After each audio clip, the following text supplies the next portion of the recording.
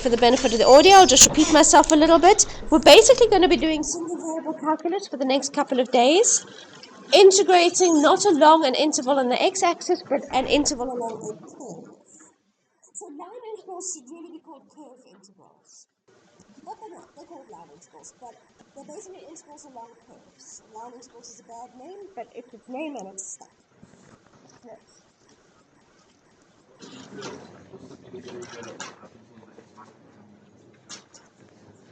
No, an integral along a line integral is still interpretable as an area, but not area under. I will come to the applications. Line integrals and area do have a relationship, but slightly different from what you did in first year. Consider. We always start with consider. Then consider a function.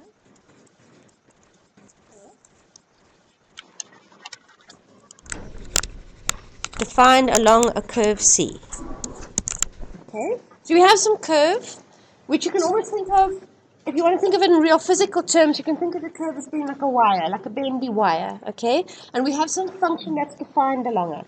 Maybe it's density, maybe it's heat, maybe it's something to do with charge, okay? So there's some function, there's some quality of your wire, of your cord, of your cable that is in the shape of a curve.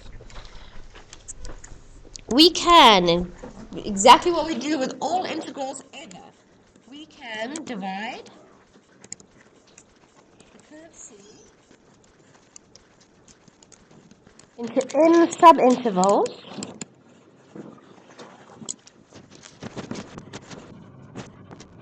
of length delta S. I'm giving it a subscript just in case all the delta S's are slightly different from one another.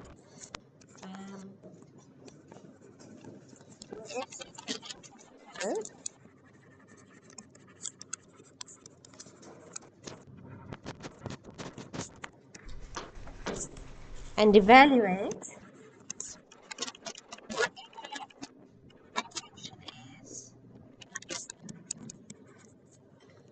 along each of these little lines, each of these little subintervals.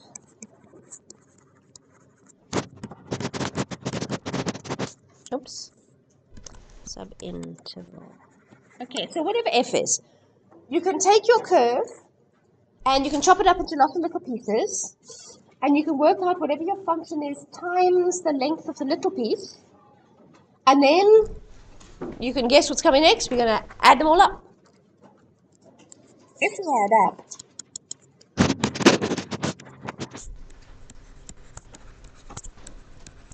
and we allow E to tend to infinity and cancel the delta S is to tend to 0, we get something that we call the line integral. So we get, there's a single integral sign. Catch up with the stylus, please. Thank you. And at the bottom of the integral sign, you put the name of the curve, C.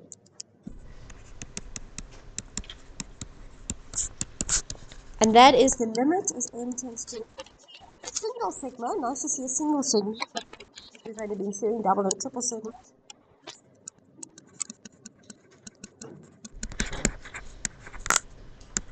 Okay, so you take your curve, which has length S, you chop it up into lots of little pieces of length delta S. You take this little delta S, which multiply it whatever it happens to be, and so now you have that product. And that product is one has to assume is a meaningful product, otherwise you wouldn't be doing it. So you have that little product for each of the little pieces, and then you add them all up. And then, if you didn't have that number, what you have is an approximation to something more. But by allowing the number of little pieces to tend to infinity and the infinite little pieces to tend to 0, the approximation becomes exact, and we call that thing the integral, the line integral of f along C. We call this the line integral of f along C. Hooray! Except not so hooray, because we have a ds there in that integral. Now, whatever the variable is that comes after the d, that's the variable with respect to which we are integrating. It's the variable that needs to be present in our integrand, and it's values of that variable that are going to go on the bottom and top of our integral sign. And generally, our functions are not actually described in terms of s. Yeah, I suppose the bottom and top values of the integral sign wouldn't be too hard to get. They'd probably go from 0 to whatever the length of the curve is. But it's the integrand that's the problem. Getting the integrand in terms of s. So, curves. Question? So is this kind of like me taking the arc length and multiplying by the value of the function at that point? Yes. So if you're, let's think of it as density. Let's think of it as linear density. You've got your linear density of your piece of wire.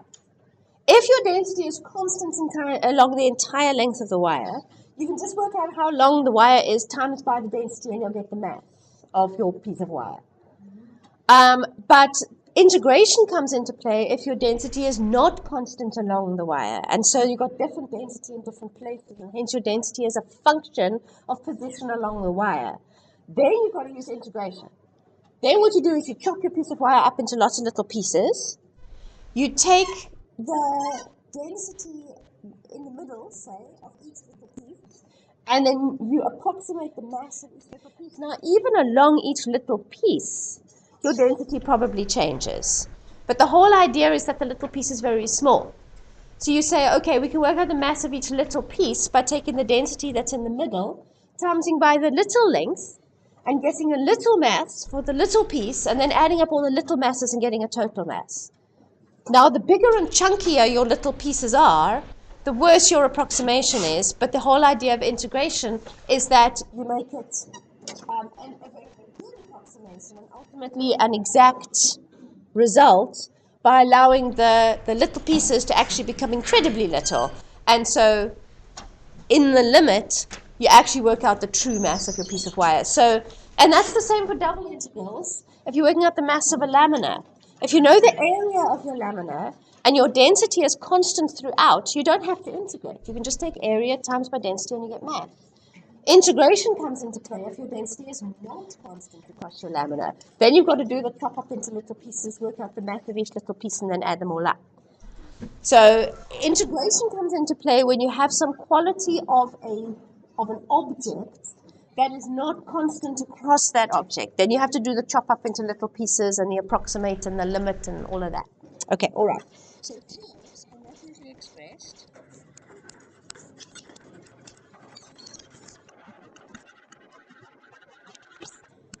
in terms of S, although we have done that. Remember that we did that reparametrizing in terms of arc lengths?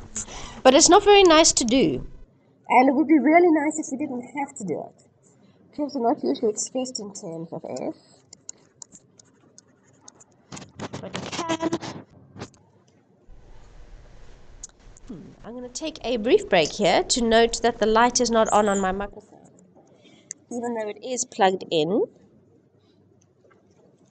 And I suspect this is what happened with Friday's thing, because the audio got messed up on Friday's thing. Okay, let me try a different USB port.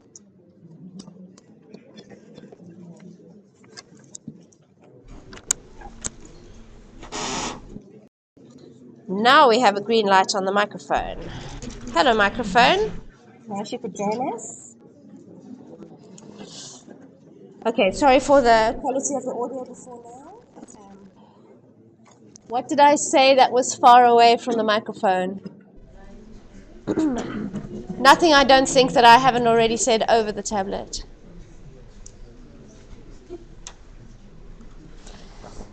Curves are not usually expressed in terms of S,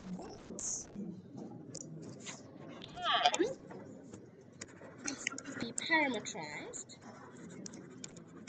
in terms of some logical parameter, which we usually call T. It is more useful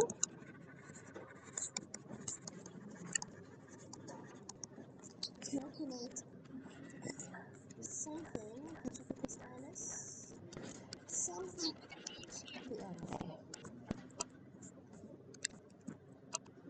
It would be really nice if we actually had a dt rather than a ds. We populate the integral sign with values of t. Okay, now our integrand is a function of x and y, but if we have a curve that we've parametrized and we've got x equals something with t in it and y equals something with t in it, then that integrand that has x's and y's, we can replace the x and the y with their parametric expressions, and then we get an integrand that's full of t's. And then we can actually integrate because suddenly there's only one variable on the page, and that's t. Okay. But the definition of line integrals has a ds in it, yes? So that c at the bottom is not so much a lower limit, it's just a description of the object along which we are integrating. Just like with double integrals, I'll put an r at the bottom, that sort of thing. So yeah, it's not exactly a lower limit, even though it is written at the bottom. Yeah, it's a new notation. I'm chucking new notation at you every day. So it's kind of like, catch, new notation. Did you catch? Of course you did. We know that. So basically here, how are we going to change a ds into a dt? D little s, okay? D big S is surface integrals. D little s is line integrals. Big S's and little s's can look very similar. Try to emphasize their difference when you write. Is. Okay, here's a formula for Archimedes.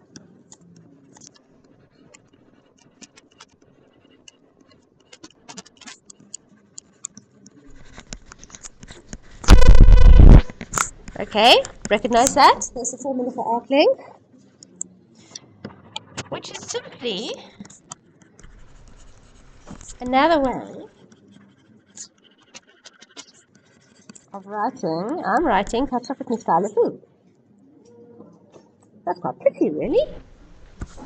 But it's not what I was trying to do. No, come on. I went the eraser. Simply another way of writing. L equals integral from t equals a because really, what is your arc length? Your arc length is you take your, whatever it is, your curve, chop it up into lots of little pieces, measure how long those little pieces are, and then add up the length of all the little pieces. So really, this thing over here is this thing over here.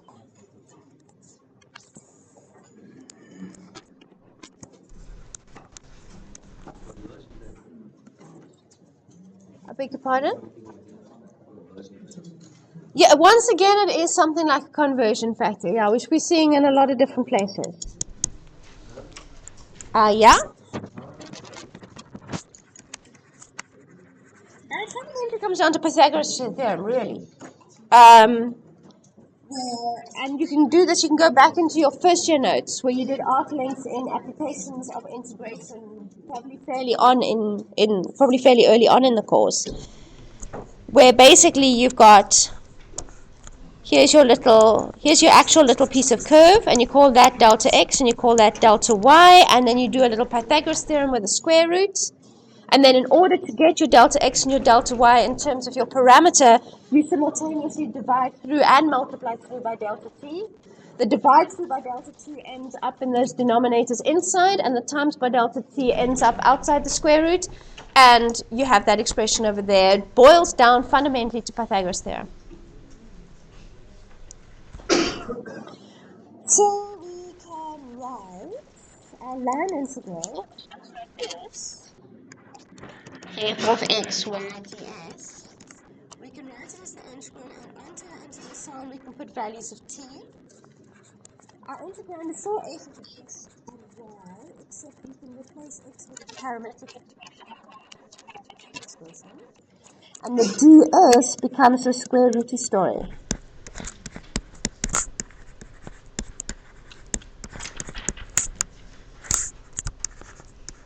And now you have an integral that's full of t's. Everything is just t's. And now you can integrate single variable integration. Okay. And that's cool. And that's great. And that's really the most important thing that we're going to say today. However, some line integrals... So if you have a ds, you turn it into a dt by using the square root thing. But sometimes your line integral is not expressed as a ds line integral. Sometimes it's expressed as a dx or dy or even a dz integral. And you still need to be able to turn it into a dt integral. So this is how you do it. Well, I suppose I should say we, not you. Let's be communal here. We can also find line integrals expressed as, so basically presented to you as the line integral c of something something dx, or the line integral of something something dz if your curve happens to be a space curve.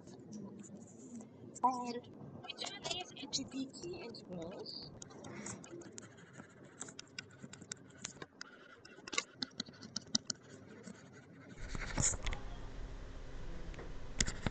by, I'm using the term here, shifting, but transforming, you can say, or converting. And they become dx. So we'll turn dx into dt.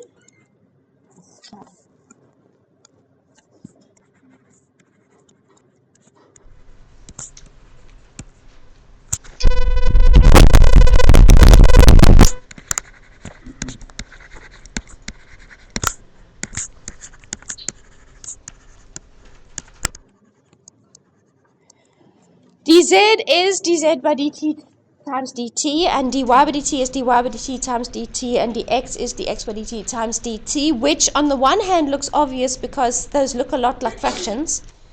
On the other hand, it's not so obvious because those aren't fractions. That's notation representing derivatives, or to be more exact, differentials. And so it looks obvious but also a bit dodgy at the same time. However, it is true. You should never believe me when I say something like that. You should always go find some textbook and back that up. And people tell you, oh, trust me, of course this is true. You should think, I'll pick up on that. You should be very suspicious people. Critical thinkers. Skeptical. Okay. Basically, I'd like to jump into some calculations now, but I have a long string of notes, and you need just to read the notes. Because it's just kind of like, and even in here, I've got them written as bullet points, because it's basically like, here's a little thing, here's a little thing, here's a piece of information, here's a new term. It doesn't really go together in any kind of cohesive thing. Okay, I'll write them as bullet points. Number one, integrals are independent of parametrization. This is really nice.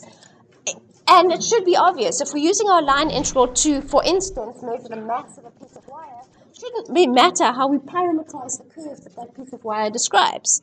The mass of the wire is the mass of the wire. So line integral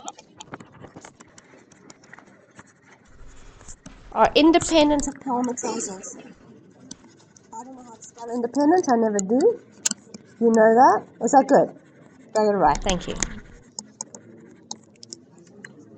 Some flaws you just have to accept, and one is I never know how to spell dependent or independent. You laugh, it's true. In the special case,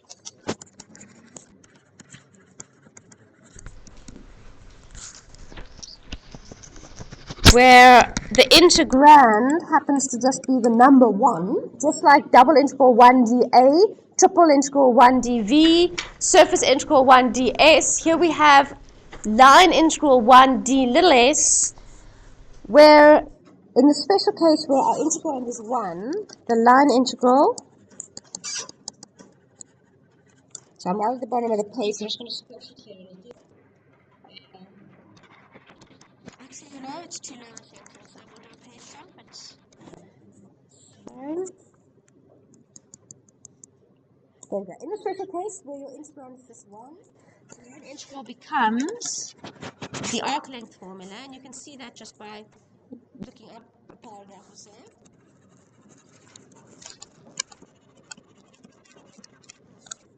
In other words, what you're working out is the length of your curve. Double integral 1 dA, you're working out the area of your laminate. Surface integral 1 ds, you're working out the area of your surface.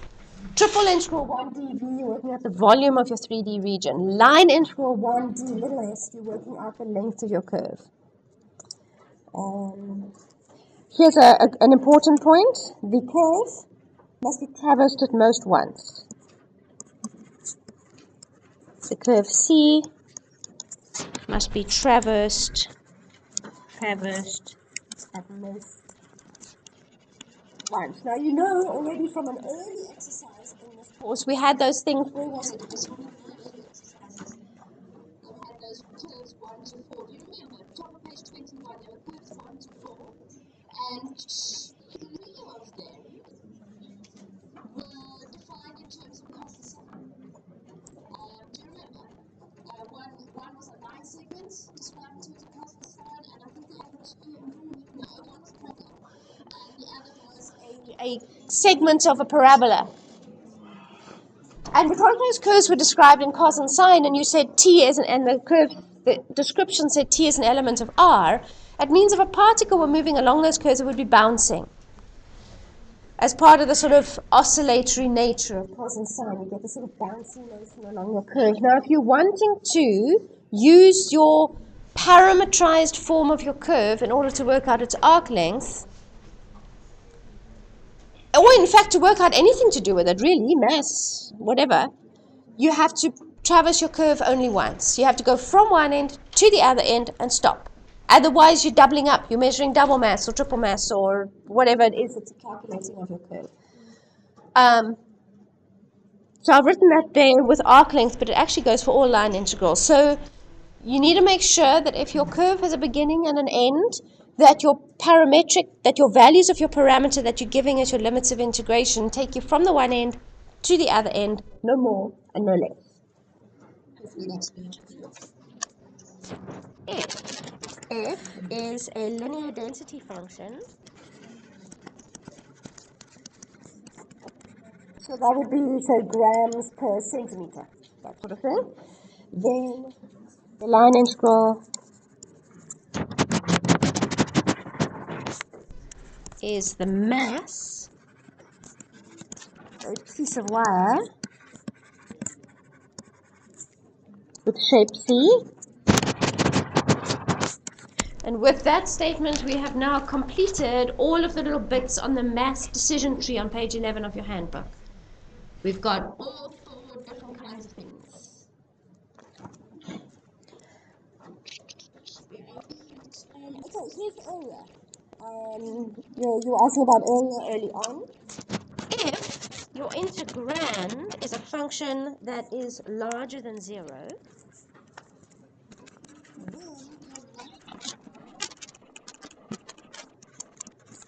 is the area, catch up with Mr. Alice, is the area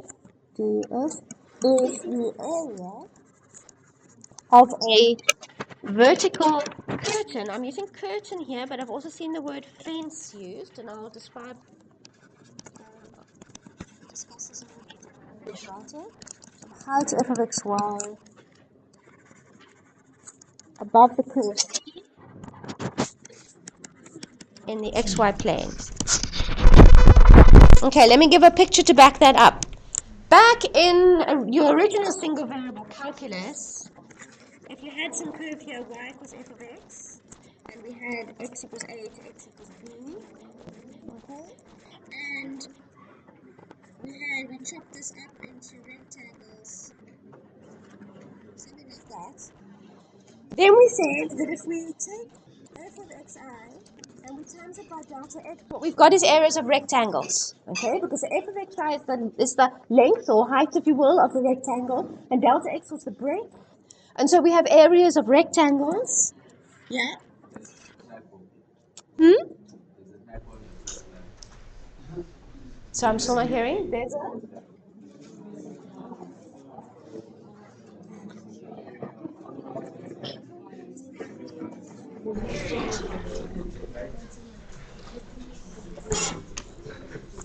Thank you.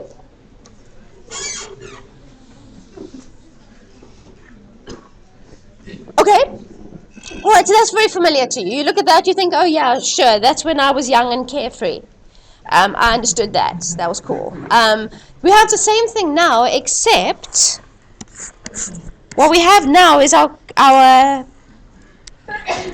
we have some curve in the xy plane, and what we have now is we have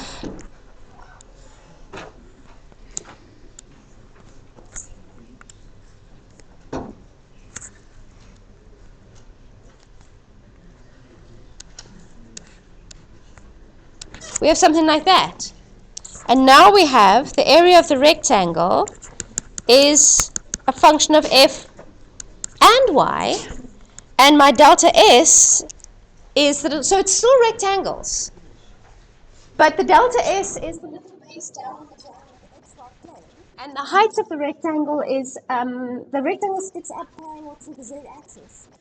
So instead of working out area of some region, some nice flat region lying on the xy plane, we're working out the area of some vertical region that's standing up. And I'm using the term curtain, but I think even in your textbook, but certainly some textbooks use the term fence.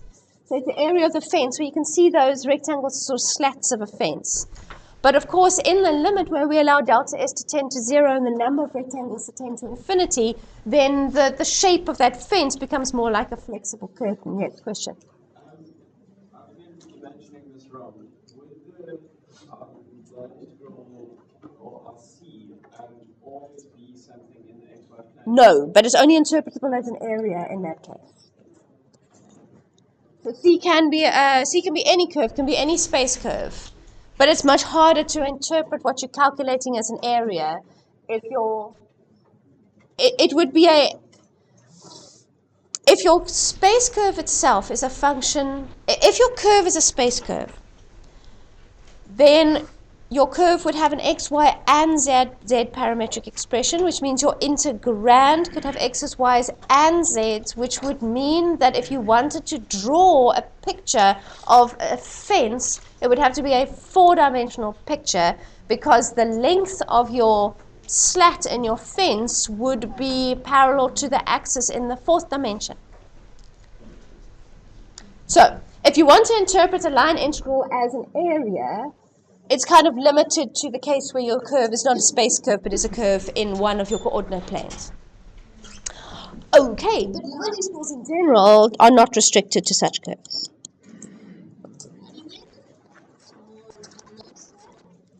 Okay, here's the new symbol. Here you go. I'm throwing that symbol at you. Catch. You can use the symbol.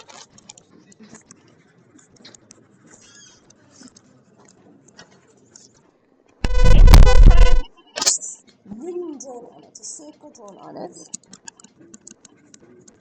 instead of integral with a c at the bottom, if c is a closed curve. And in fact, I've even seen it with a little circle with an arrow drawn on it.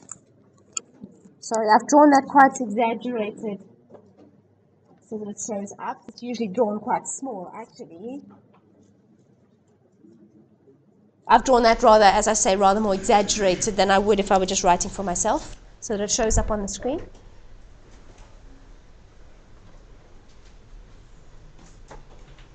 Okay? Yes, question? Wait, what? An arrow or not an arrow? I think it's just a personal style thing. I don't actually think if the arrow is used in certain cases instead of the circle, I haven't picked up on that distinction. Okay, what else? Okay, Yes, now you see what I say? These are all like little statements or seconds. Now this is important. Well, everything's important, but this has a spin-off. If two parts are different from one another,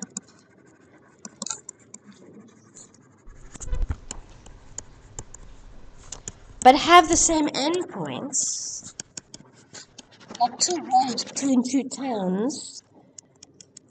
They're different roads but the same towns, but have the same endpoints.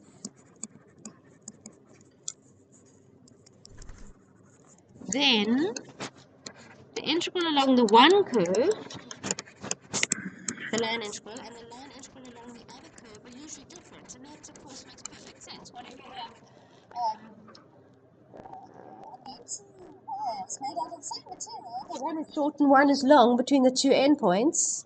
Of course, one's going to have larger mass than the other. It seems to make sense. If two paths are different but have the same endpoints, then the line integrals are usually different.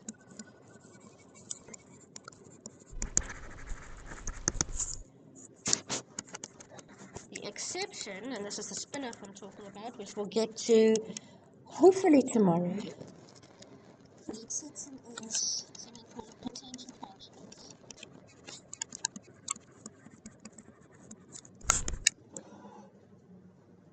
Okay. So that's an interesting thing, but I won't talk about it. Is made up of several pieces of curves. So, like a piece of circle, a piece of straight line, a piece of parabola, and they all join up. If a curve is made up of several pieces of curve, that is our curve C, kind of described as the union of a bunch of separately defined curves. Then the line integral along C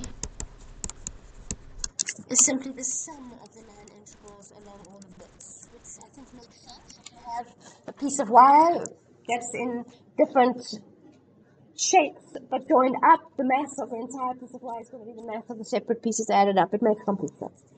Oh, sorry, this isn't an equals. I'll set it plus. Plus the integral C2. I'm just writing f of x, y here, but of course if our curves were space curves, I could have f of x, y, z.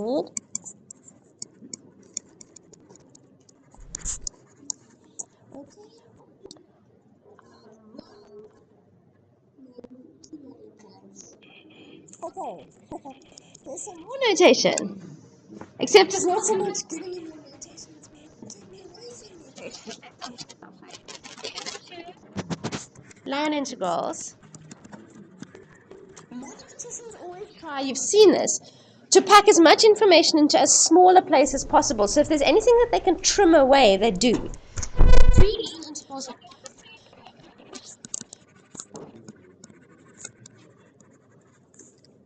are added. Catch up with me, stylus. Are added. It is customary, let's say you, customary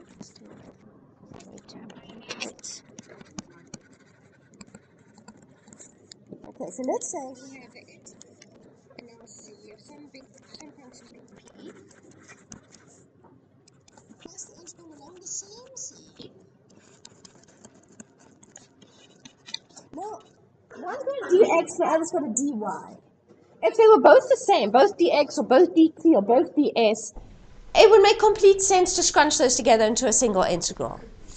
But it doesn't look like it makes sense to scrunch them together into the same integral right now, because they've got different d somethings. But we do.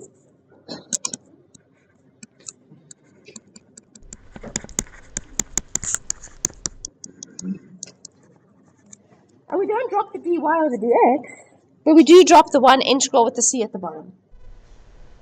And now that looks very strange when you first see that. It looks very strange because you're not used to seeing a d without the integral sign. This may be the only case where you do see it in line integrals.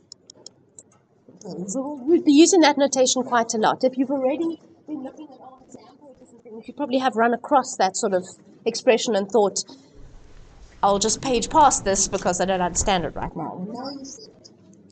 And all it means is like they're being integrated along the same curve, so it does not bothering to write the same principles under the sea. Okay, and then here, I suppose this is not new notation so much as a new use of old notation. If the curve C is defined, catch up at this time. So let's parameterize C. We've got an x of t, we have a y of t, we have a z of t. The t goes between a and b. Then our line integral C of f of x, y, z is equals. This is what it's for today. I take my integrand and I replace the x, y's and z's with their parametric expressions. The ds becomes this square rooty thing. Oh, I'm running out of space. dz dt squared. Oh my goodness, there's a dt. Scruffy, I ran out of space. Equals.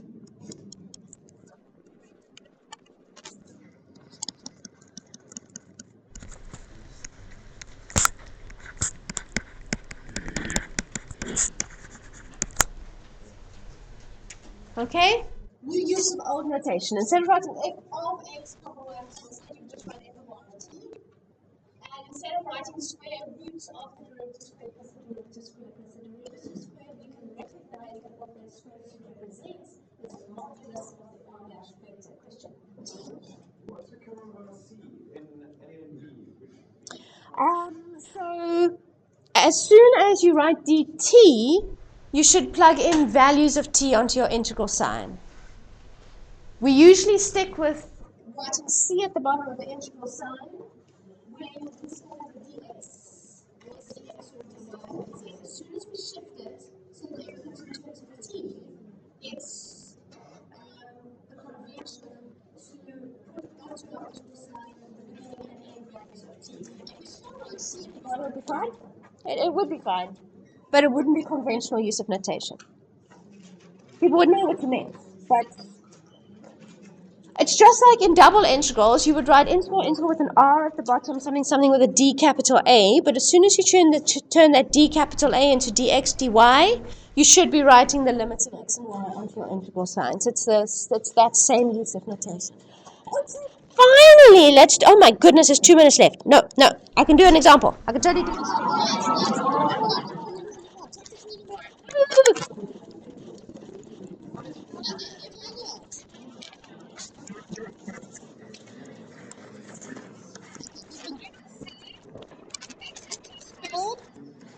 Y is 2t, and we've been told t goes from 0 to 1. This is really is very easy. There is hard stuff in this course. I'm not denying that. Lyman's course is not one of those things. And I'm at the bottom of a page. That's not very great. It's fine. Let me just breathe. There we go. Okay, so that is the integral. So now we replace x with t squared. And we replace y with 2t. And we replace ds with a square rooty story dt. And that square rooty story is the sum of the squares of the derivatives of x and y. So that'll be 2t squared, and we have 2 squared, and we have values of t. Ta-da! Single variable calculus, and you think, I've gone back to my youth. Back when I was, as I say, young and carefree.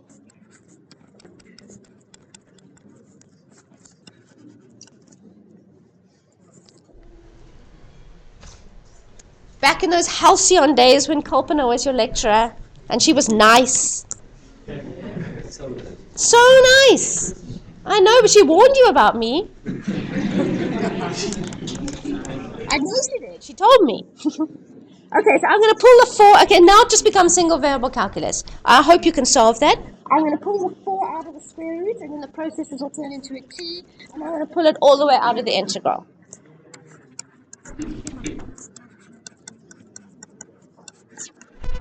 what we're going to do, we're going to make a substitution of u equals 1 plus t squared. That means du is 2t dt. And t squared is u minus 1. And that becomes 4. Ooh, my limits of integration need to change. That's going to be u minus 1 square root of 2 du. When t is 0, u is 1. When t is 1, When u is 2.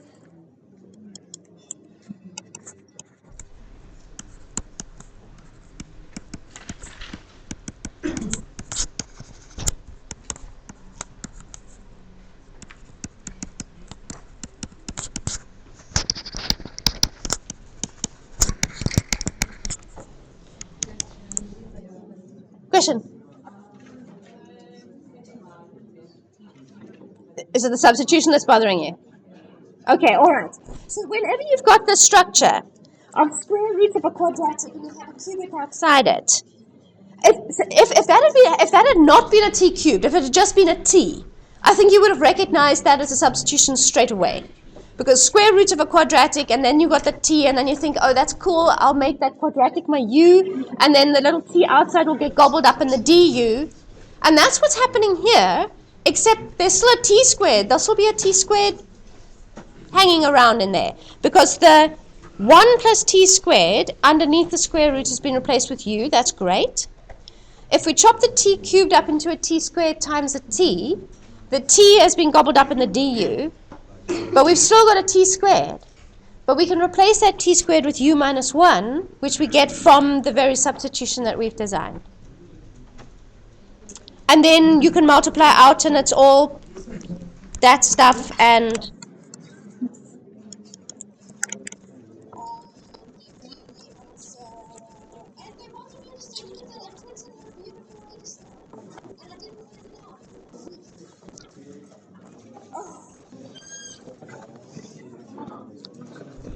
yeah, I'm just trying to find the answer to that.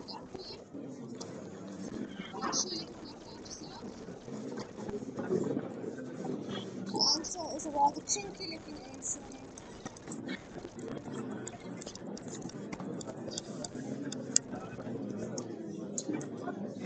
Okay.